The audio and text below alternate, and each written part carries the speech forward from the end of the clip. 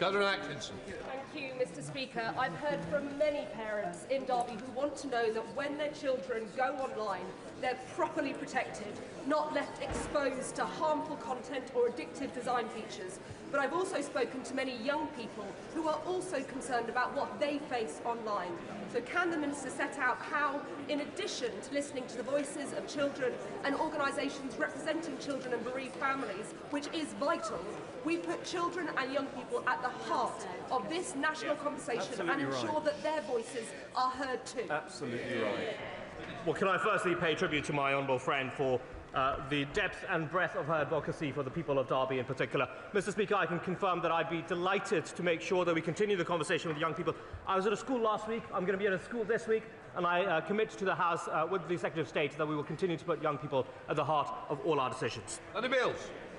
Mr. Speaker, I've been contacted by over 400 of my constituents who are calling for greater regulation of social media and young people's use of it. There is disagreement there about whether this should be a full or a partial ban and exactly which age this should be introduced. Regardless of where the government's consultation leads, there will be a cliff edge and young people will at some point start to engage with the digital world. So with that in mind, I'd like to ask what engagement the Department are having with the Department for Education's curriculum review to give young people the skills, information, support they need to identify online harms and online misinformation. Well, our honourable friend is absolutely right, Mr. Speaker. Regulation is one part of it, but at the heart of it, media literacy, education is the fundamental thing that we're focused on as well. We're engaging very closely with the Department for Education on a media literacy aspect of the national curriculum to make sure that our young people are able to spot misinformation, disinformation, and be prepared to make the most of online experiences.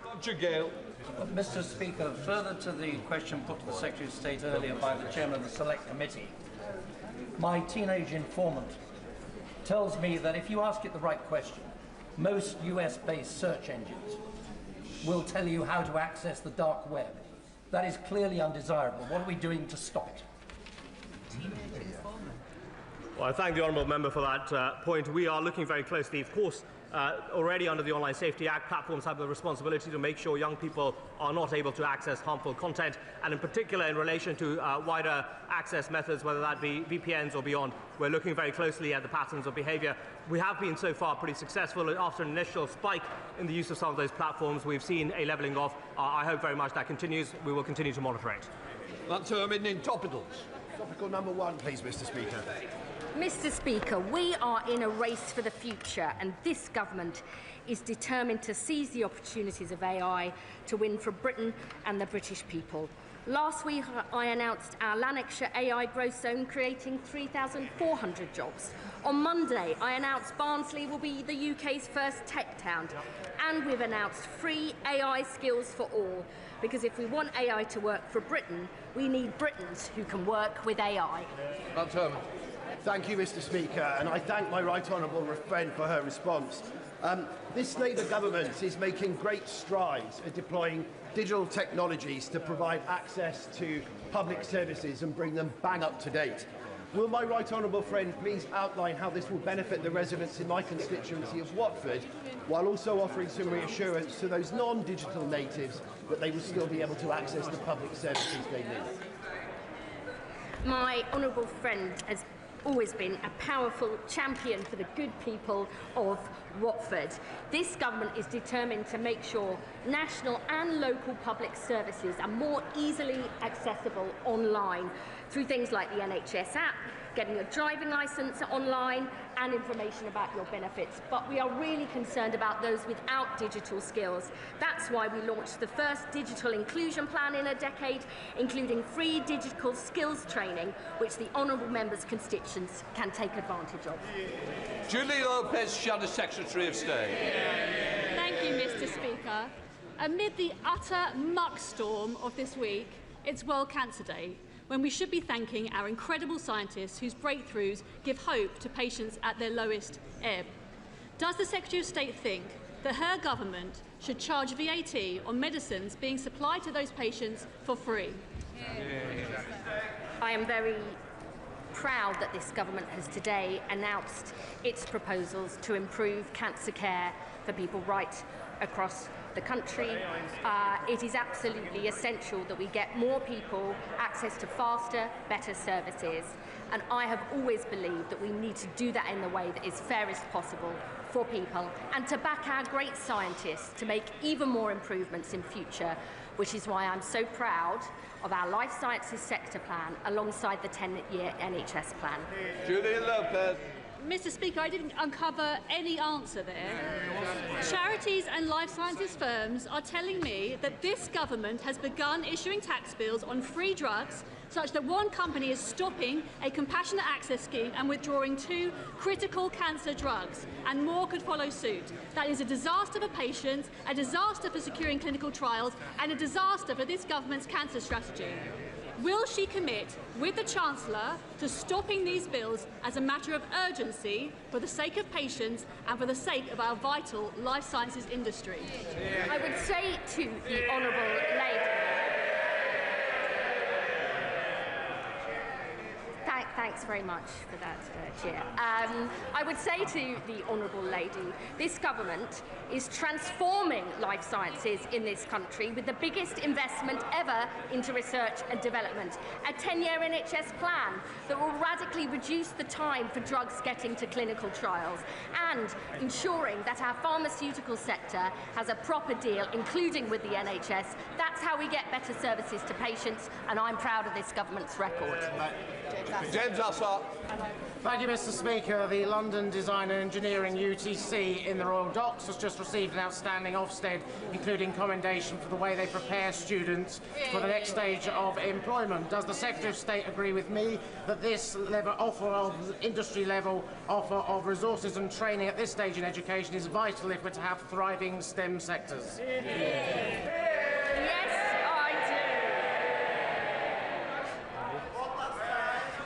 Why this government is expanding high-quality apprenticeships and technical pathways like the ones on offer in the honourable member's constituency. We're investing £725 million to deliver more apprenticeships for young people, rolling out new apprenticeship units in priority areas like engineering, alongside £150 million partnership with mayors to connect young people to local opportunities, giving young people the skills, hope and opportunities they need to build a better life. That's what this Labour government is all about. John Murray. Thank you, Mr. Speaker. Despite all that President Trump is doing to wreck global stability, our government still spends billions a year on digital technology contracts, including with US tech giants. Will the Secretary of State immediately put together a UK digital sovereignty strategy to build our resilience and security as France and Germany are doing? Well, we are already investing £500 million in our sovereign AI unit to back our brilliant AI entrepreneurs and startups, because we believe more competition in this area is good for Britain and good for the world. We now come to Prime Minister's questions. Joanna Baxter. Question number 1, please, Mr. Speaker. Prime Minister. Thank you, Mr. Speaker. On World Cancer Day, we're publishing our National Cancer Plan to transform care for patients. It means investment in cutting-edge technology so our exceptional frontline staff can give world-class care. It funds more tests and scans, meaning faster diagnosis and treatment, and tailored treatment in specialist centres. And, Mr. Speaker, will cover the cost of every family whose child needs travel for cancer care, because the focus should only be on recovery, not worrying about money. This morning I had meetings with ministerial colleagues and others. In addition to my duties in this House, I shall have further such meetings later today. Baxter. Thank you, Mr. Speaker. Up and down the country, this government is restoring pride in place by investing in our high streets, the beating heart of our communities. Yet in Paisley and Renfrewshire South, the SNP-led Renfrewshire Council has done the opposite, sitting on their hands whilst the owners of the Paisley Centre, who received planning permission to develop the centre some years ago, have sought support to transform our town centre. Does the Prime Minister agree with me that it is only the SNP's lack of ambition and failure of leadership that is letting Paisley down, and will he work with me to restore pride in Paisley's town centre? She's a superb champion for Paisley. Her constituents deserve a Scottish Government that matches her dedication. Mr. Speaker, for our part, we've delivered record funding settlement. We're investing £280 million in Pride in Place across 14 Scottish communities. We've secured shipbuilding on the Clyde for over a decade and just announced an AI growth zone in Lanarkshire. The choice, Mr. Speaker, is clear. A third decade of failure under the SNP or real change for Scotland under Anna Sarwar. Leader of the Opposition, Keir Starmer. Thank you, Mr. Speaker. The whole House will be disgusted by the latest revelations about Jeffrey Epstein. All of us want to see his victims get justice. But the political decision to appoint Epstein's close associate, Peter Mandelson, as Britain's ambassador to Washington goes to the very heart of this Prime Minister's judgment. When he made that appointment, was he aware that Mandelson had continued his friendship even after Epstein's conviction for child prostitution? Simple question. Mr. Speaker, let me start where I must with the victims of Epstein, and all of our thoughts are with them. Can I also say our thoughts are with all those who lost jobs, savings and livelihoods in the aftermath of the 2008 financial crash. To learn that there was a cabinet minister leaking sensitive information at the height of the response to the 2008 crash is beyond infuriating. And I am as angry as the public and any member of this House. Mandelson betrayed our country, our Parliament and my party. Mr. Speaker, he lied repeatedly to my team when asked about his relationship with Epstein before and during his tenure as ambassador. I regret appointing him. If I knew then what I know now, he would never have been anywhere near government. And that is why, Mr. Speaker, yesterday, the Cabinet Secretary, with my support, took the decision to refer material to the police, and there is now a criminal investigation. I've instructed my team to draft legislation to strip Mandelson of his title and wider legislation to remove disgraced peers.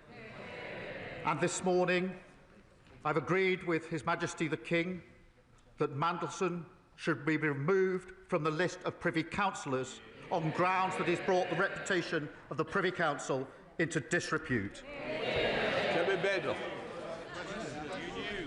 Mr. Speaker, I asked the Prime Minister a very specific question. Did he know that Mandelson had continued his friendship with Epstein after the conviction? He says if he knew then what he knows now, but he did know. In January 2024, a journalist from the Financial Times informed the Prime Minister that Mandelson had stayed in Epstein's house even after that conviction for child prostitution. So did the Prime Minister conveniently forget this fact, or did he decide it was a risk worth taking? Prime Minister. Well, Mr. Speaker, as the House would expect, we went through a process. There was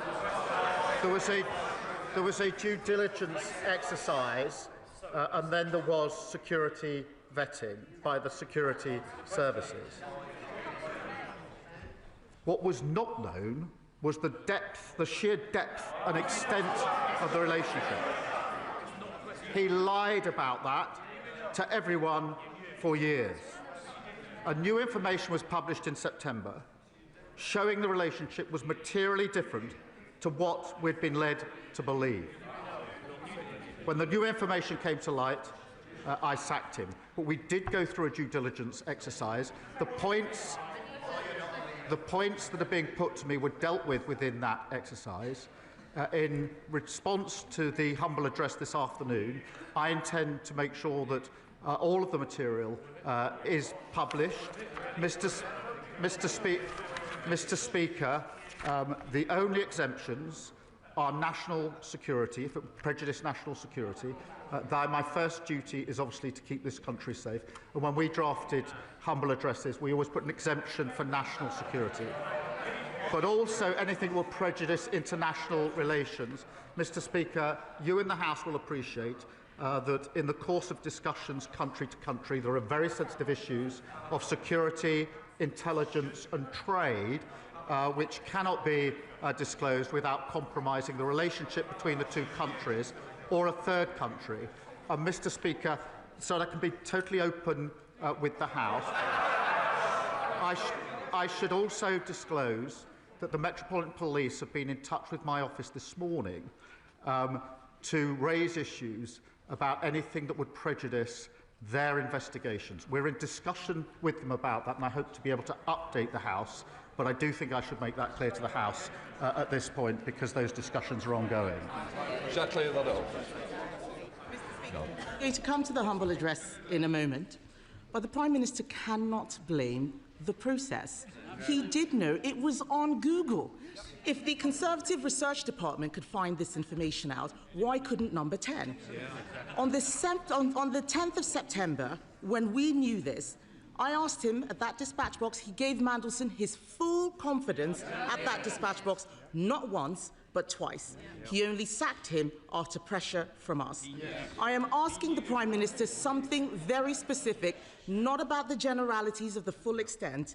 Can the Prime Minister tell us, did the official security vetting he received mention Mandelson's ongoing relationship with the paedophile Jeffrey Epstein? So clear. Prime Minister.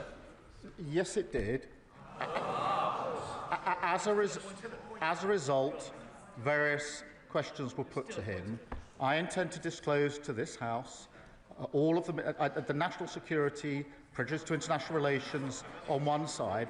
I want to make sure this House sees the full documentation, so it will see for itself the extent to which time and time again Mandelson completely misrepresented the extent of his relationship with Epstein and lied throughout the process, including in response to the due diligence.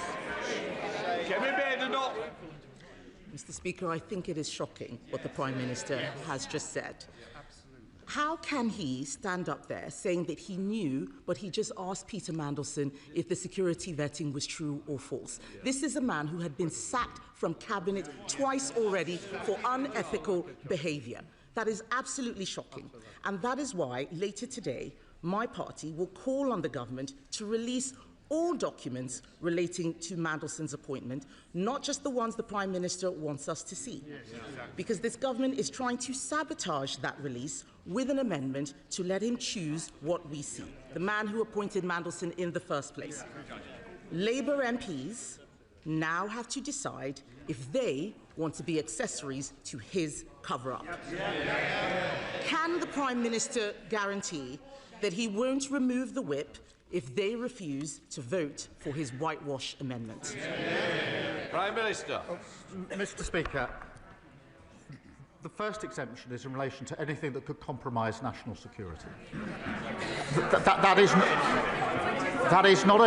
is not a small matter, and many members on the benches opposite will know precisely why that needs to be in the exemption.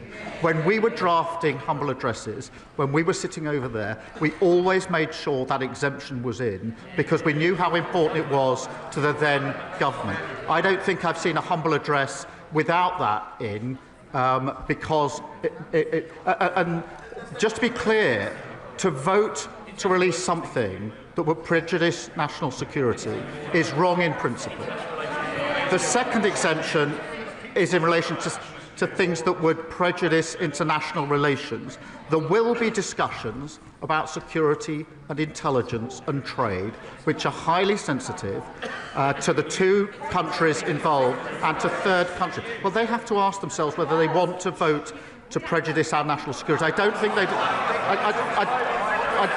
I don't think, in fairness, that they do. But can I reassure the House, Mr. Speaker? Let me reassure the House that the process for deciding what falls into those categories will not be a political process. It will be led by the Cabinet Secretary, supported by government legal teams. So they will be looking at the question of prejudice. They will be making that decision. The only additional thing I just want to put before the House, because there was a discussion this morning with the Metropolitan Police, is that we are in discussions with them about any material that they're concerned will prejudice their investigation. We're at an early stage of that discussion, but I didn't want to have the House not know that that discussion is going on? Kevin Benn. Mr. Speaker, the Prime Minister is talking about national security. The national security issue was appointing Mandelson in the first place. And what he has said about the humble address is a red herring. To those Labour MPs who were not there in the last Parliament, let me tell them, humble addresses already exempt genuine national security. This is not about national security, this is about his job security. His amendment lets him withhold anything to do with international relations. But this whole appointment is to do with international relations. So if they're voting for it, they are voting for the cover-up. If the Prime Minister is serious about national security concerns, then he should ask the Intelligence and Security Committee to decide which documents should be released. Will he commit to doing so here and now? Prime Minister. Mr. Speaker, I've set out the process. It won't be a political process. It will be led by the Cabinet Secretary, supported by the government legal teams. But I'm pleased that she, I think, now accepts that at least the first exemption that we've written into the amendment, the petition, is the right amendment in relation to prejudice national security. But she and others behind her will understand that because of the breadth of what's asked for, and we're doing everything we can to make sure this is fully transparent and disclosed, but she and those behind her will understand from their own experience in government the sensitivity of information about security and intelligence and trade relations that are inevitably caught in exchanges of the nature that have been asked for. And it is right that anything that prejudices, not touches on, prejudices international relations is protected within the disclosure. Kevin Benn. If that was really the case, then he wouldn't mind if the ISC had a look. And let's be clear, he says the Cabinet Secretary makes it non-political, but that doesn't make it independent. What we want is an independent look. The ISC is independent. The Cabinet Secretary works for him. We know that there will be a cover-up because this implicates the Prime Minister and his Chief of Staff, Morgan McSweeney, a protege of Peter Mandelson. The Prime Minister chose to inject Mandelson's poison into the heart of his government on the advice of Morgan McSweeney. His catastrophic lack of judgment, telling us now that he did know, has harmed the special relationship. It has endangered national security. It's not the humble address, it's him. It's compromised our diplomacy, and it has embarrassed our nation. After all of this, does he have the same full confidence in Morgan McSweeney that he had in Peter Mandelson? Prime Minister. Morgan McSweeney is an essential part of my team. He helped me change the Labour Party and win an election. Of course I have confidence in him. But, Mr. Speaker, whatever is slung across this dispatch box, I don't think it's right for the Cabinet Secretary to be denigrated in that way and to suggest that he would be involved in a cover-up. There's the politics that comes over the dispatch boxes, but I honestly don't think it's right to impugn the Cabinet Secretary in that way. And I suspect in their heart of hearts, many on those benches would agree. Mr. Speaker, I'm as angry as anyone about what Mandelson has been up to. The disclosures that have been made this week of him passing sensitive information at the height of the response to the 2008 financial crash is utterly shocking and appalling. He's betrayed our country. He's lied repeatedly. He's responsible for a litany of deceit. But this moment demands not just anger, but action. And that's why we've moved quickly, referring material to the police, publishing legislation so we can remove titles from disgraced politicians, and stripping Mandelson of his Privy Councillorship. That is what the public expect, and that is what we will do. Libens. Thank you, Mr. Speaker. Every month, people across our constituencies are injured by illegal e-bikes being ridden at 30, 40 and 50 miles per hour through our town centres and parks. But for every illegal e-bike that the police seize and crush, another 10 hit our streets because they are too freely available to buy. That's why Cumbria's Police, Fire and Crime Commissioner and 28 other police commissioners across the UK are now backing my bill, which would ban the sale of illegal e-bikes. Will the Prime Minister set out what action the government will take to protect the public and ban the sale of these monster bikes? Prime Minister. Can I pay tribute to my honourable friend? She's a tireless campaigner to stop these antisocial, dangerous bikes terrorising communities. Our crime and policing bill means police can seize bikes without issuing a warning and destroy them. A product safety law means authorities have the powers to intervene to stop the sale of unsafe e-bikes. But I share her determination to get these bikes off our streets. Sir Ed Davey, leader of the Liberal Democrats. Mr. Speaker, can I thank you and the Prime Minister for your responses to my tribute to Jim Wallace on Monday, and urge the whole House to read the wonderful tributes made to Jim in the other place yesterday. Mr. Speaker, I've been thinking how it must feel for the victims of Jeffrey Epstein and their families, hearing more and more stories of how rich, powerful men were currying favour with a paedophile sex trafficker, such as Peter Mandelson, sending government secrets to help Epstein enrich himself further. Seeing Mandelson made ambassador to the United States, even after his links to Epstein had been extensively reported by both the Financial Times and Channel 4 News. So can the Prime Minister tell us, given he now admits he knew about those links, before he gave such an important job to one of Epstein's closest friends, did he think at all about Epstein's victims? Mr. Speaker, we looked at the material. There was a process. There was then, as he will understand, there was then a security vetting exercise as well. And that's why I started by saying all of our thoughts are with the victims of Epstein. He is right at the beginning of his question to express anger at the material that has recently come out in relation to sensitive information in the aftermath of the 2008 crash. And that is why yesterday, working with the Cabinet Secretary, we referred a material to the police, which has now led to the criminal investigation that is going to follow. Mr. Speaker, I think the victims of Jeffrey Epstein deserve far better than that. They deserve Peter Mandelson not being appointed in the first place.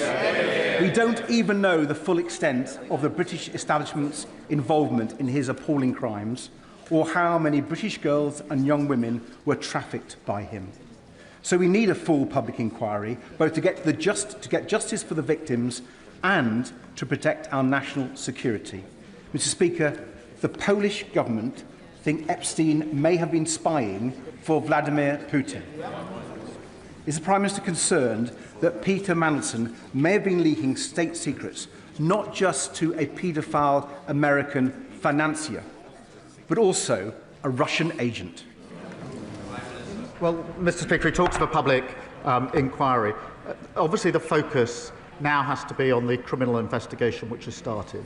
As he knows, that investigation will go wherever the evidence leads it, and I've made it absolutely clear that the government will cooperate, as he would expect, with that criminal investigation wherever it goes.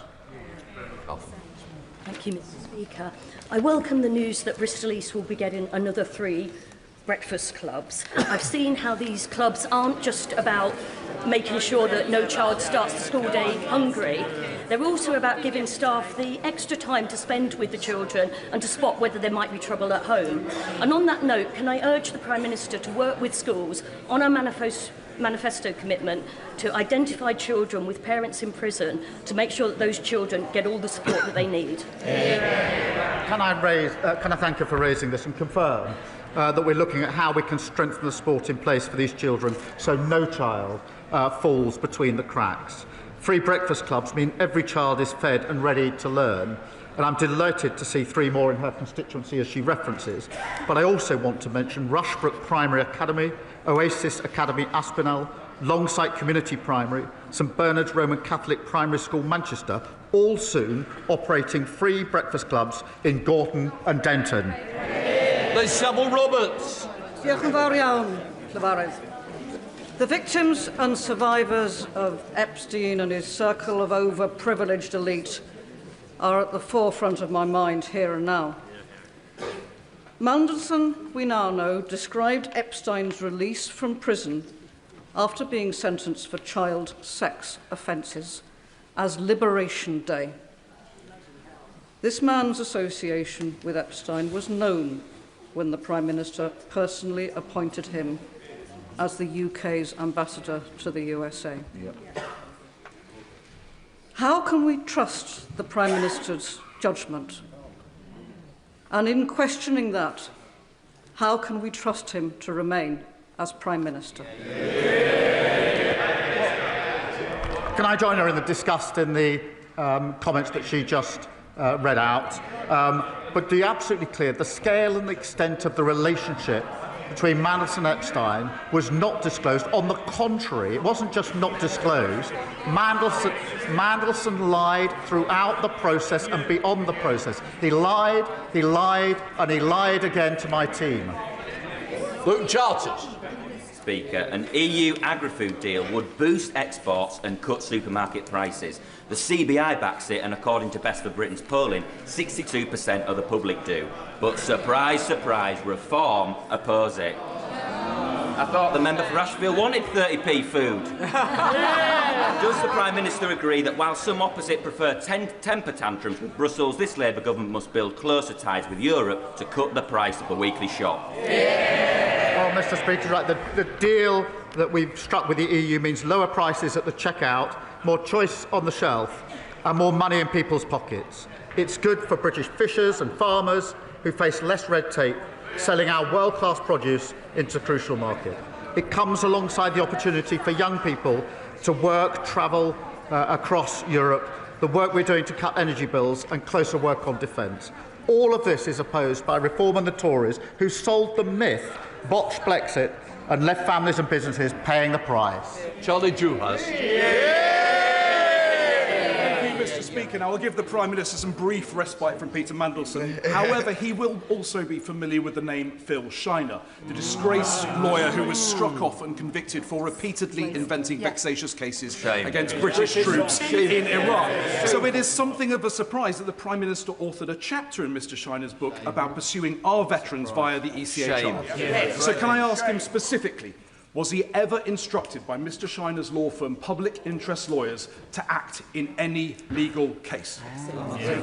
Let me be absolutely clear about this. As soon as there were any allegations of wrongdoing by Phil Shiner, I've had absolutely nothing to do with him. Thank you, Mr. Speaker. In Aldershot and Farnborough this year, we are looking forward to hosting the National Celebrations for Armed Forces Day in the home of the British Army. Businesses in my community welcome this government's record investment in defence in the years ahead, but our banks still struggle to lend to defence companies because of international regulations. Will the Prime Minister ensure that the UK works with Canada and our other allies to found the multilateral Defence, Security and Resilience Bank so that we can get money moving to our defence industries, get our armed forces what they need and stand firm against our adversaries? Well, I'm delighted that Aldershot will be hosting Armed Forces Day because they've got a hard-working Labour MP and a Labour council. Our historic defence spending uplift must be an engine for growth and jobs here in the United Kingdom. That's why we're committed to spending an extra £2.5 billion with SMEs. I do agree with her. It's vital that we work in lockstep with our allies, particularly in Europe, to enhance and align our defence capabilities. We're therefore working at pace to identify the most effective mechanisms for greater multilateral cooperation. Dr. Neil Hudson. Thank you, Mr. Speaker. Prime Minister, for months our communities in Epping have been deeply distressed by the Bell Hotel reopening as an asylum hotel. My thoughts remain with the victims of the sexual assaults, including the 14-year-old Epping schoolgirl. That trauma compounded by the offender's mistaken release from prison. Weekly protests continue, some of which have become violent, with injuries to 10 brave police officers.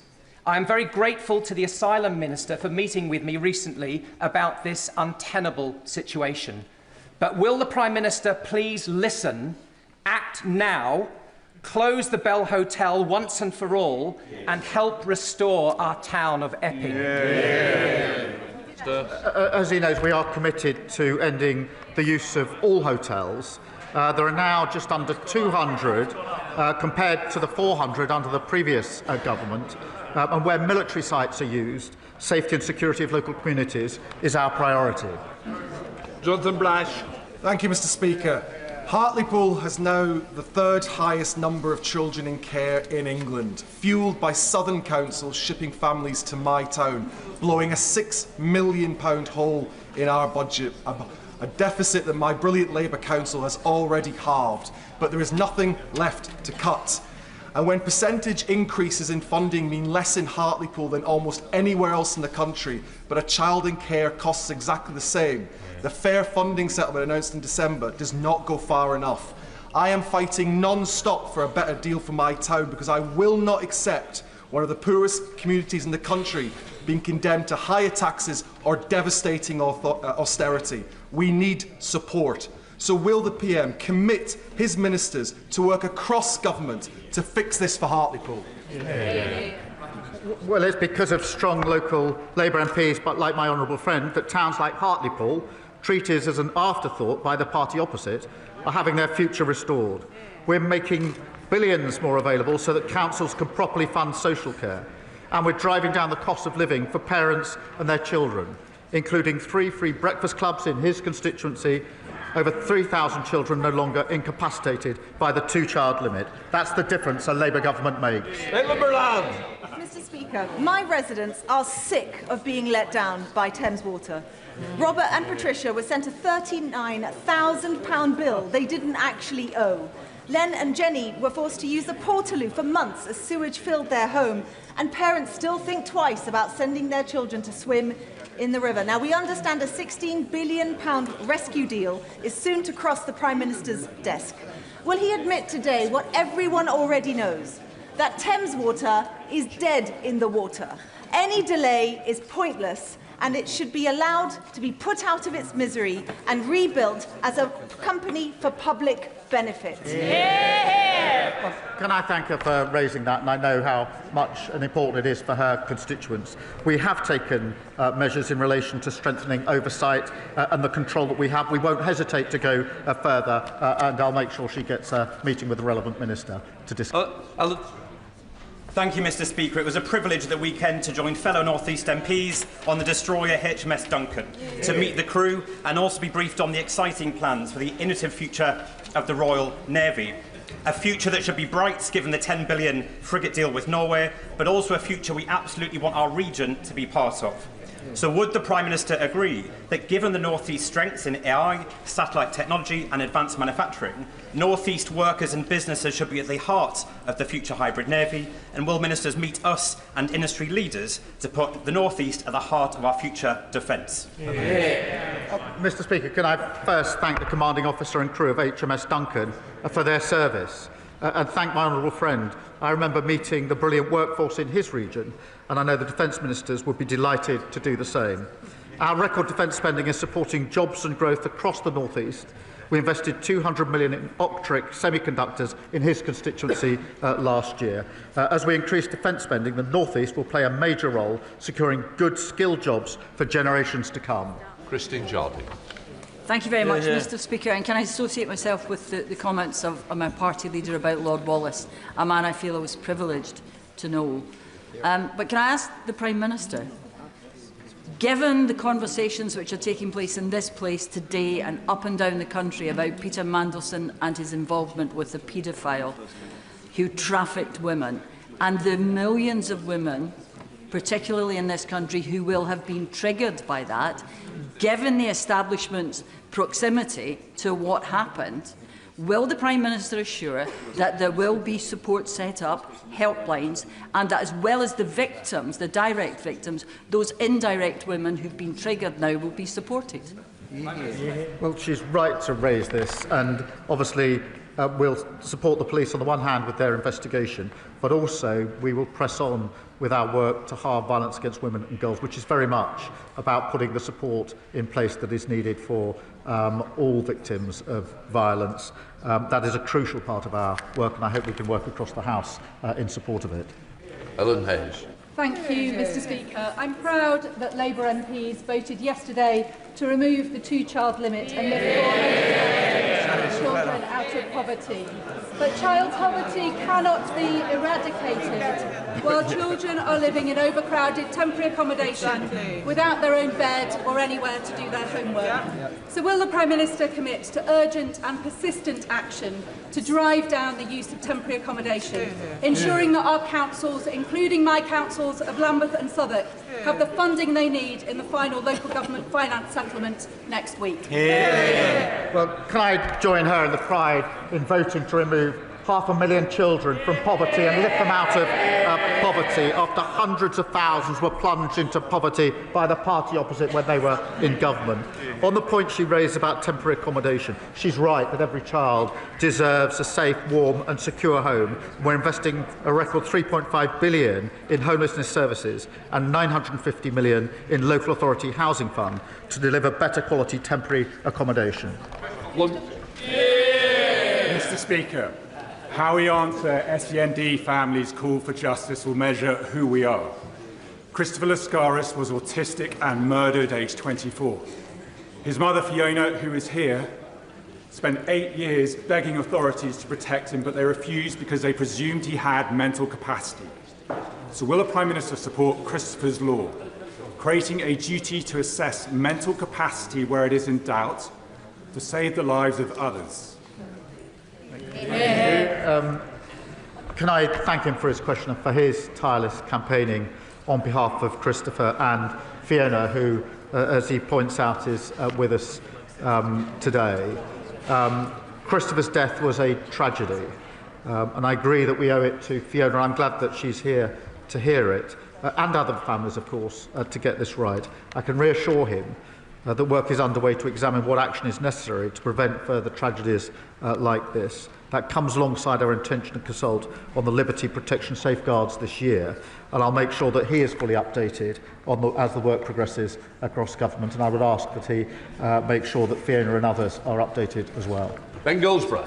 Thank you very much, Mr Speaker. From heat-tolerant rice trials to world-leading science at the Earlham Institute and the John Innes Centre on the Norwich Research Park, South Norfolk is helping feed the world.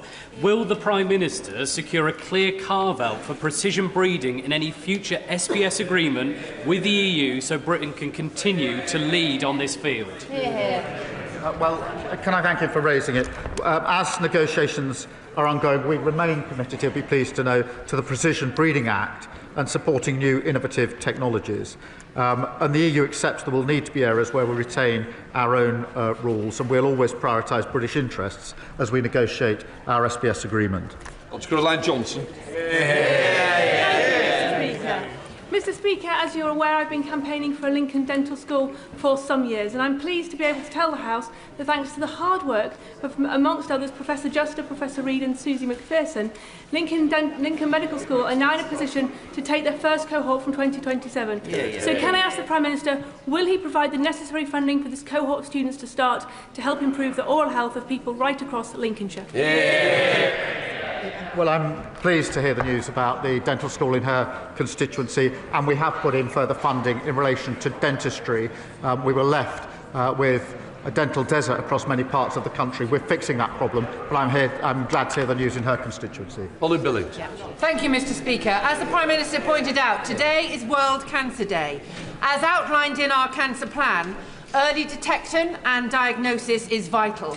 Will the Prime Minister agree to consider the campaign by my constituent Gemma Reeves, who is a nurse at the Queen Elizabeth Queen Mother Hospital, to ensure breast cancer screening for all women over the age of 40 and meet her to discuss how such a change would save lives? Well, I'd absolutely support that, and I'll make sure she gets a meeting with the relevant minister, because early diagnosis is so important for all cancers, and we must do everything we can to ensure that our early diagnosis is the absolute norm and never the default. Final question, Suella Brabham.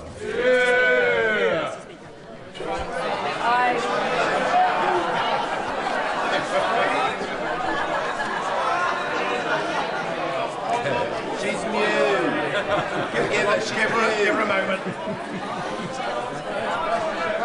Thank you, Mr. Speaker. I recently met one of the bravest women I know. Elizabeth was 14 when she was raped in Rotherham. She is one of the survivors of the rape gangs, one of the biggest national scandals in our history. Whilst her first rapist was convicted and sentenced, Ashgar Bostan, she was subsequently, shockingly, allegedly abused by police officers serving in South Yorkshire Police. One of those officers remains on active service today. Elizabeth made complaint through Operation Linden. None of them were followed up. She rightly feels betrayed and failed by the very institution designed to protect her. Will the Prime Minister meet with Elizabeth, rape gang survivors and myself to commit that those who committed and covered up these abhorrent offences are put behind bars where they belong? Well, I'm deeply concerned about the facts she's just outlined, and if she could give us all the details of that, I'll make sure that there is a relevant meeting and follow-up in relation to those concerns. Point of order, Sir David Davis. Thank you, Mr. Speaker. Today's debate will focus on Mandelson and his relationship with the paedophile Jeffrey Epstein. However, it will not cover his relationship with another alleged paedophile, murderer, gangster, specialist in bribery and corruption, and Putin favourite, Oleg Deripaska, a relationship that may be just as bad as that with Epstein. As European Trade Commissioner, Mandelson made decisions favouring Deripaska's company by $200 million a year. Mandelson avoided proper investigation by lying about the timing of his relationship with Deripaska. Mr. Speaker, how can we find out what investigations were carried out before Gordon Brown and his government appointed Mandelson as a minister? Do you agree this House needs to see this information? If so, how can we obtain it? What I would say is, Luke, this is a very experienced member, and I know he'll pursue this through the many avenues, and I know there is a debate later in which he may wish to catch the chair's eye in order to raise these issues. These are very serious issues that he's raised, and this will be taken seriously, and I'm sure that the front bench has heard it as well. I will leave it at that. Mr. Speaker, please. Point of order. Thank you ever so much, Mr. Speaker. The Prime Minister said that in each humble address that his party laid in opposition, they mentioned national security. Mr. Speaker, the Prime Minister has left. However, I have checked the two most recent humble addresses laid by the Labour Party when they're in opposition, and all members on those benches should be very aware the words national security do not feature even once, because it is not necessary in a humble address. So, Mr. Speaker, how do we get the Prime Minister to correct the record when he's just chosen to leave the room? Don't be ridiculous. Can I just say to you, you put it on the record. I don't want to continue the debate, but you put it on the record, so it's there. Right. Point of order, Church. Thank you very much, Mr. Speaker. Now, the Prime Minister, in response to me just now, appeared to deny ever being instructed by disgraced lawyer Phil Shiner. Yet I have here the 2007 case of Al Jeddah versus the Secretary of State for Defence, where it quite clearly says appellants instructed by public interest lawyers include one Keir Starmer QC. Perhaps the Prime Minister might want to return to the House and clarify his earlier remarks. I'm not here to continue a debate. You put it on the record, we will leave it at that. Right. We'll let the front benches change over.